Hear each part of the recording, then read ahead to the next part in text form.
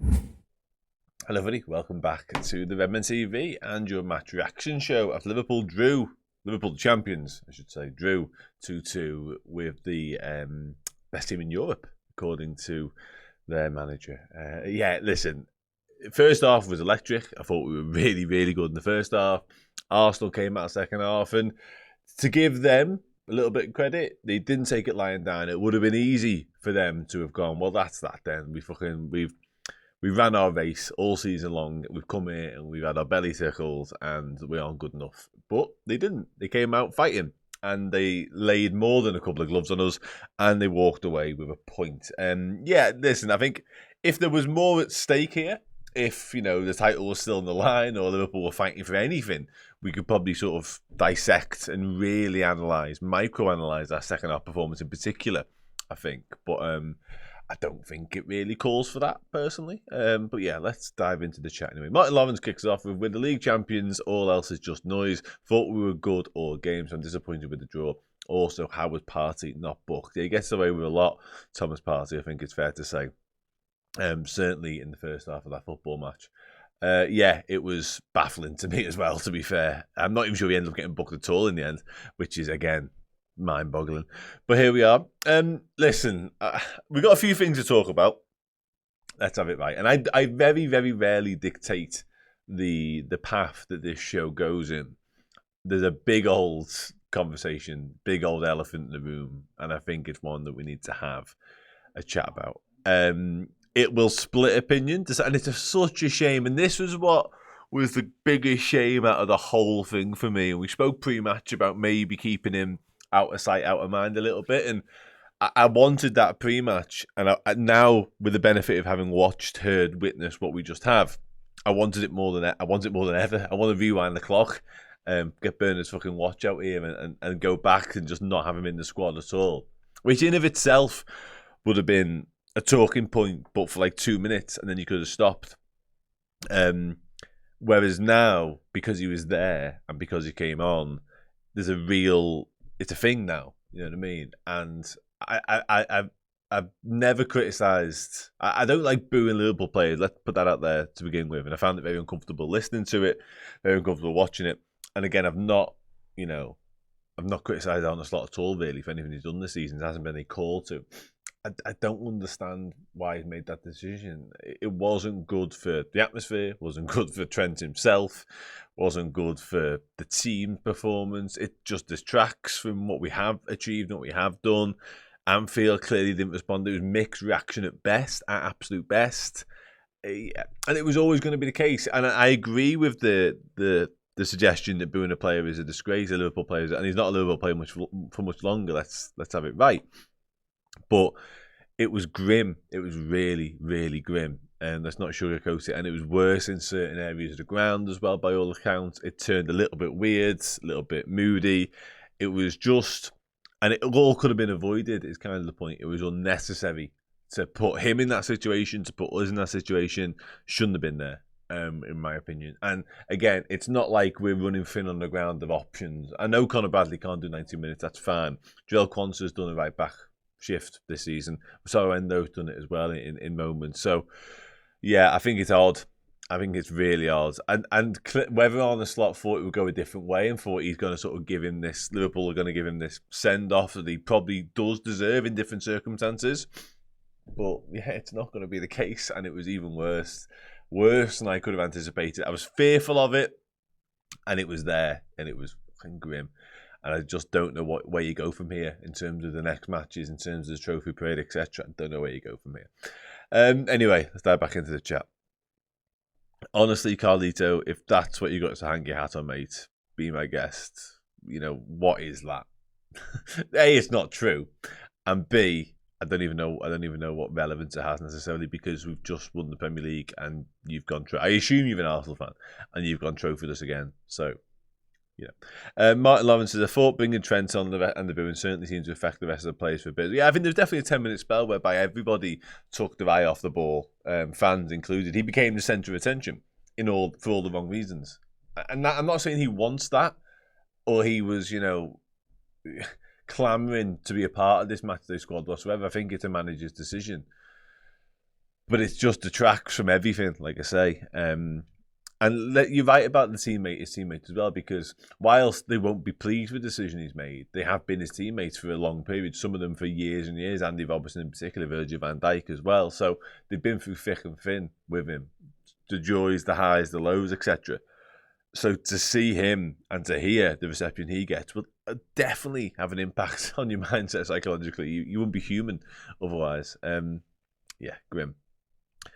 All very grim. Bradley was getting, and I agree. I've made the point from the very start. Okay, I feel like I don't want us to run Conor Bradley into the ground just so Trent doesn't get anywhere near a footy pitch for us. But there are different options there. There's alternatives. Again, you could have bring in 11 21s if you really needed to, just to have a right back on the bench. If you need an out-and-out right back, which I'm not convinced you do, because we haven't had two all year long, have we? It's one of them. Anyway, let's talk about the game a little bit more, shall we? Joan Alvito says, a draw seems fair, I guess. Hopefully we can finish the last two games strong with 6 points. Yeah, listen, I want to finish as strong as possible. I want to finish at Anfield as strong as possible, which obviously means the very last game of the season against Palace. I think going out in a little bit of style, going out in a little bit of, chest out, we are the champions. We're the champions for a reason. I don't think last week, I don't think today is a reflection of what we are. It's just the circumstances. And we found ourselves in these circumstances where we can live a little when it comes to the way we play. The shackles are off a touch. There's clearly not the same focus, clearly not the same determination, the same motivations, and it's left us a bit vulnerable. And we're conceding goals that we haven't really conceded goals before all season long. But again, the job is done. Our work here is done. So I'm not going to overanalyze, over-criticise, get myself particularly down about the performances or the results, because it's just not necessary. And it does mean this, but that would have been icing on top of a very, very sweet cake for me. I said it a couple of weeks ago, that was one of the things I would have liked to have seen us do, go and get 90 points. But does it matter? Like, if you said to me at the start of the season, you're going to win the Premier League, but you're going to be somewhere in the mid-80s, I'd have gone, fucking right, where do I sign? You know what I mean? So that's all fluff. That's all, niceties in and around what is the Premier League title. It's kind of irrelevant to a certain extent. What isn't irrelevant? I've seen somebody a moment ago say we need to sign players. I agree with that. I agree. And whilst I sit here and say that the performances and the results don't matter, because they don't, on the other hand, I think some of them, and last week more than this week, because today was a bit more cohesive. There was more of the first 11, in inverted commas, the bigger hitters out on the pitch. But I think last week continued to shine a light on some of the weaknesses and the holes and the improvements that need to be made in the summer, because there are them. There absolutely are them. And I think, and I hope, we will see them. Raj, how are you, my mate? Hope you're good. Big up, Dan Club, that is me. PS, do we see a trend again? I don't think so. But yeah, I say that. I didn't think we'd see him today. I'll be honest with you. I said last week I didn't think we'd see Trent at all again this season. I thought it was for the betterment of everyone. I thought it'd be nice for him to avoid it, us to avoid it, and he can just appear at the parade and he becomes just part of a huge, glorious thing on the final day. And there's no real reason, no real cause to single him out and boo him in the way that we did today. But there's been 3 opportunities minimum today to really let him know what we think of him. And Anfield have delivered on every single occasion. There's Peter McDowell announcing his name pre-match, boos. When he's warming up, boos. When he's coming on, boos. And then when he's on the pitch, every time he touches the ball, lo and behold, boos. And I don't know what...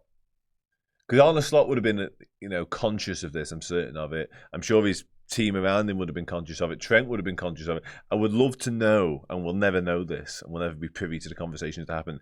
I would love to know whether it was spoken about on Thursday, on Friday this week. They could have easily gone to the, do you want to play? Do you really want to be part of this? Because there's a chance it goes badly and you might not like we're here. And if Trent turned around and said, yeah, I'll take my chances, let's do it, then fair fucks for him in many ways. Because I'm not sure if I'd had such the career and the journey with a club that I would want to be on the receiving end of what that was. Because there were some clapping and trying to drown out the negativity, but let's be honest, from what I've heard, and just in the very the immediate aftermath of the game, it wasn't pretty. It wasn't pretty. The B part of your super chat, however, says, if I had to, who's one player I'd want us to sign over the summer? Alexander-Isak. Done. Dusted. Bring him to me, because he's fucking brilliant. And he's just what we need as well, let's be honest. There aren't many signings we could make who would be as... Liverpool don't need much in many ways. I think we need a lot of... There are lots of upgrades we can do. There's lots of very smart signings we can do. But there aren't many that really move the needle from like brilliant to exceptional. I think Isak might just be in that bracket. There's probably one or two. You might have Julian Alvarez in there as well.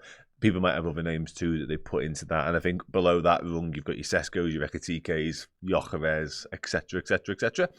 I think Isak is probably the one that really changes things. Another super chat before we move on. From Bruce says, Arnold isn't in the business of coddling Trent. He's there to win games. Trent is learning actions of consequences and he's going to face... I agree with the final point. He's absolutely going to face worse in Real Madrid and he needs to prepare himself for that, particularly if it goes badly. I made the point weeks and weeks ago when it looked inevitable that Trent would be off to Spain that Gareth Bale was generally brilliant for Real Madrid, and yet still they never really took to him. If anything, it was the complete polar opposite of that. So Trent will have to prepare himself and will have to be ready if that does go that way. So that's a fair point. In terms of the slot, I get that. I just think Slot could have avoided it, and it would have actually maybe helped him win this game of football, to be honest, because I do think there's a 10-minute spell there in the middle of the second half where everything turned around. It was 2-1 at the time, so it was still in the balance of the game, don't get me wrong, but it felt like all the attention, all the positivity, just for a brief moment, was sucked out of Anfield, and it was solely focused on one man, and that's not a good thing. Not when that attention isn't for Mo Salah breaking more records, it isn't for Van Dijk being a brilliant captain, it's not for brilliance in the midfield by McAllister, it's for a man who's chosen to leave the football club. Yeah. Anyway, I think I've said enough for now on that.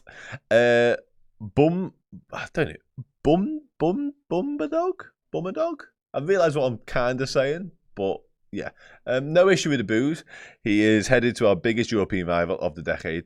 Absolutely nail on the head with that. He went from I want to be the captain to it's not about money. Yeah, I personally have no issue with the booze. It's not something I like. It's not something I necessarily do or be involved in. But having said that, I don't begrudge or it doesn't bother me that people do feel that strongly about it or do believe that's the right thing to do. I think that's fine. What I don't like is hearing it. And it makes you feel really uncomfortable. And it's just not a nice experience, especially for a lad, if you want to be positive about him for a minute, who has come through the ranks, been there, won everything, and been a big part. I said it last week, we've had front row seats to a wonderful, wonderful, wonderful footballer who's from round here, who won the lot. That's been joyous. That's all the good stuff. Flip it all on its head now. Again, he's chosen to go to a different football club. His loyalty has stopped, seemingly, momentarily for Liverpool. And he's made his bed. Therefore, he's going to have to lie in it. And I think he at least got in it today. And we'll wait and see. Ryan, hello. We'll wait and see what the next bit of bed lying looks like. Again, I made the point a minute ago. It wouldn't shock me at all if they hadn't already, or even if they did, there might be a follow-up conversation with Slot, Richard Hughes, Trent, whoever wants to be in the fucking room, about what next week looks like at Brighton, what the following week looks like at Palace, and indeed, if you want to extend it further, trophy parades, etc. Because if you extend and amplify the amount of people in one place, which you will do for the parade, does that sound 10, 15, 20 times worse? Quite possibly. Has everyone got it out their system now? Is that it? Can we draw a line under it and move on with our lives? I don't quite know. Fan of Drac says, would have really liked to have won this one. Yeah, you mean both. Julia family says, not good enough we play to win. And listen, I'm one of the biggest advocates of every single game of football matters. And anyone who's watched me, multiple times will know that exactly. Because I'm just a competitive individual who's played sport my entire life, basically. So I fucking hate losing, trust me. And in any circumstances, that remains the case. And professional pride and personal pride comes into play. Absolutely agree with it. So I'm with you. But I can also factor in that when you're playing football and sport, generally at the very elite level, if you're 1-2% not at it for whatever reason, because essentially all the hard work you've put in all season long, you're mission complete on that, you're done and dusted, and that just makes you drop off that little bit, teams, especially teams like Arsenal and Chelsea, who as much as we mock them and take the piss and point score and whatever, are good football teams who possess very good footballers. They'll hurt you. They'll find a way. You've got to give credit to Arsenal for what they did second half. First half, they looked a shell of themselves. They looked like a team that just missed out on potentially getting to a Champions League final and have come to the home of the champions and had to give them a card of honour walking onto the pitch. They regrouped at half-time and they came out fighting, and we never quite had the wherewithal, the gear to go to, and the ability to go to it, I think, and respond. We had moments. Randy Robertson could have scored right at the end. There was definitely chances along the way. But yeah, I just don't know whether we quite had the will to really drag us over the line. Like I say, 6 weeks ago, when there was still a title race on, we might well come up trumps in that game and win it. But it's not quite the same anymore, which is just what it is. Saying I can't do any more in the booing. I'm sorry. If you rewind, you'll see it. We've done a lot of the booing. And again, I just my top line. I don't agree with booing Liverpool players as a rule, but I also don't disagree with people. People have allowed their opinions. First off, I also don't disagree with why people would see fit to have booed Trent Alexander-Arnold today. He's that dead to me. I can't even remember his fucking name. I'm joking, but I do seriously question whether it was necessary for him to be involved today at all, personally. But there we go. Sound. We'll start to wrap up this bit of show. I'll just dive into our Twitter and see what people have said on there first. Let me just deal with whatever the hell that is. This pop-up is doing my head in, right? We are good. Get rid of that. Scroll down to Twitter. Twitter's normally quite a calm, forgiving, understanding place. Let's see if it's been exactly that today, shall we? First, you know what? LFC Seattle must have our notifications on, because I swear to God, every time I do this, they're top of it. It's just fine, because they're good people, but it's like clockwork. The champions snatch defeat, in inverted commas, from the jaws of victory as the Reds squander. I mean, it's like a little play-by-play. A 2-0 half-time lead. Is it like ChatGPT? I'm sure I say it every time. And let 10 men arse salvage the draw. Drama at the end as Mank, important to get that in there. Anthony Taylor blows for a phantom Canate foul. Disappointed, but still champions. Yeah, actually, the goal I was talking that Andy Robertson could have scored wasn't even the one he put in the back of the net. It was the one 2 minutes earlier that he missed. I do think it was a foul from Canate, and I think he might have just been offside as well. So probably two reasons to disallow the goal, legitimate ones at that. But yeah, he should have scored moments earlier, Robbo. Let's have it right. If he didn't have a foot like a sheriff's badge, we might be having a different conversation. Craig Everton says we took the piss first half and second half. That game shows why Arteta is a fraud. League done, and he brings on another defender to get a point. Yeah, I must admit, I saw some links. Obviously, there's signs of Mendy at Arsenal, which is fine, whatever. And they've been linked to a left back. I mean, looking at all their problems this year, the last thing they need is another DM and a left back. Like, never change, Mikel. Never change. That's so. EZ Sports says still the champs. Next, Paul says the attitude stunk in the second half. Should have beat them to make them have to fight to qualify. I think they were always going to get in. I get the notion of that. I don't think they're ever really looking over their shoulders properly. Slot midfield is awful without Maka, defensively worrying. Yeah, Alexis McAllister, I find it difficult to disagree with that because I love him so much. There was definitely better in that midfield today than last week, I think. It was more of that well-oiled midfield machine that we've come to expect. But yeah, McAllister just makes everything tick. And I do think he is kind of the heartbeat of us, generally speaking. So yeah, I think we're always going to miss him when he's not around. Ross Milne says, I'm not enjoying this complacent end to a wonderful season. The people really I'm just going to go in here now. Gerbil Seesaw, which is elite level naming. I agree with you, but I don't also think it's very hard to keep the competitive edge if you're trying your hardest.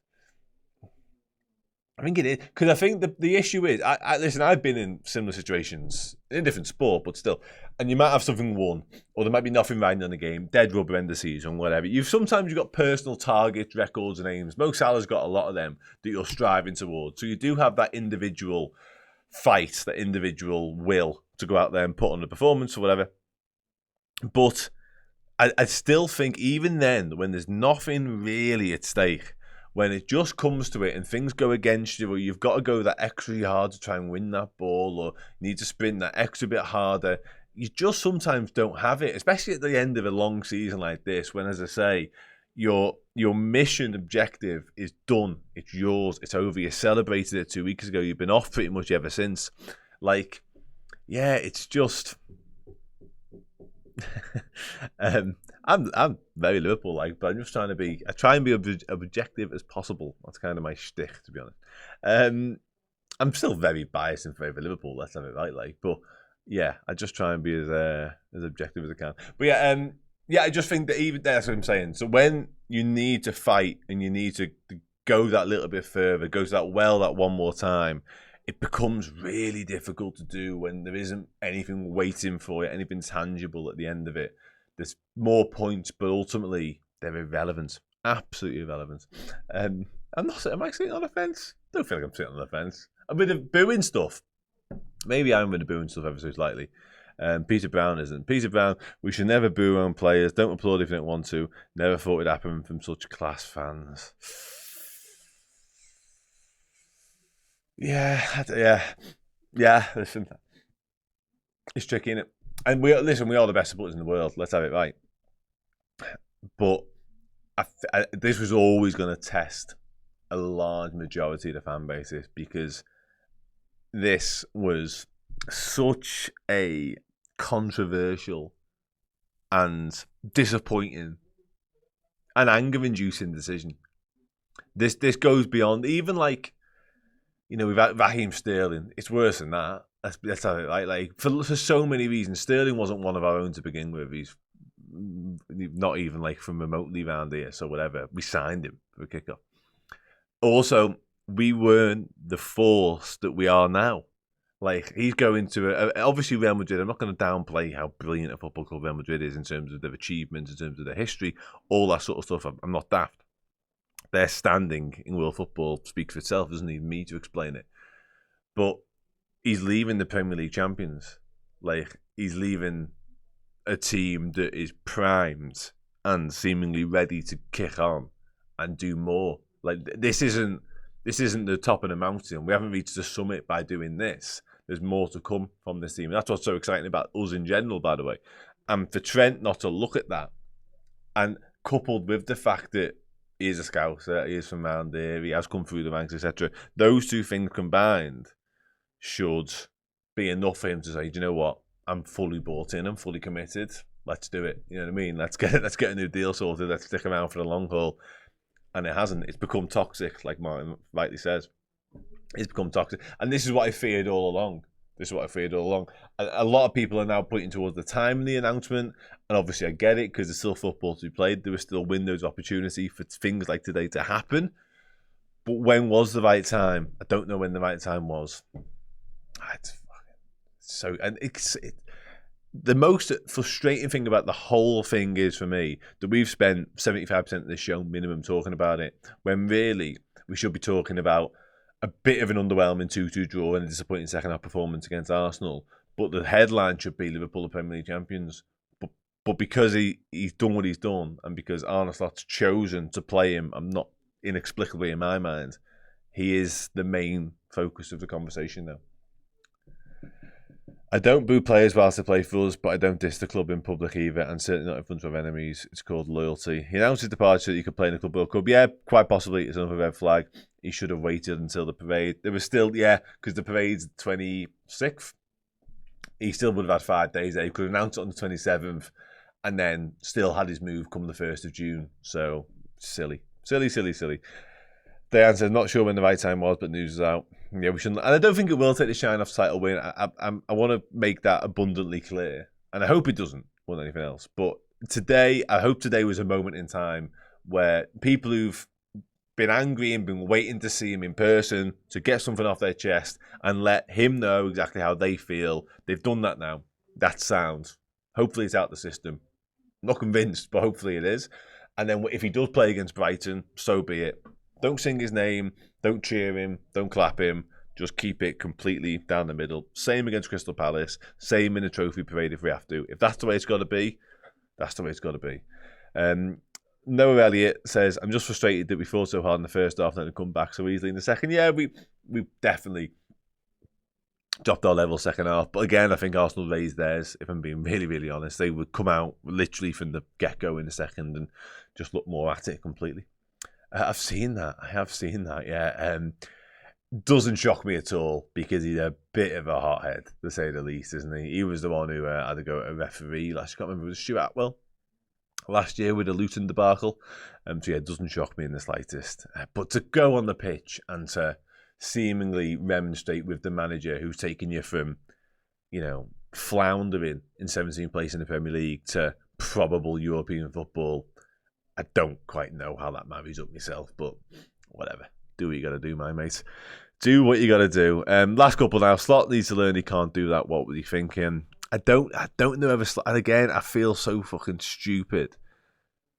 I feel so stupid being even remotely critical of Arne Slot, given what we are and what we've done.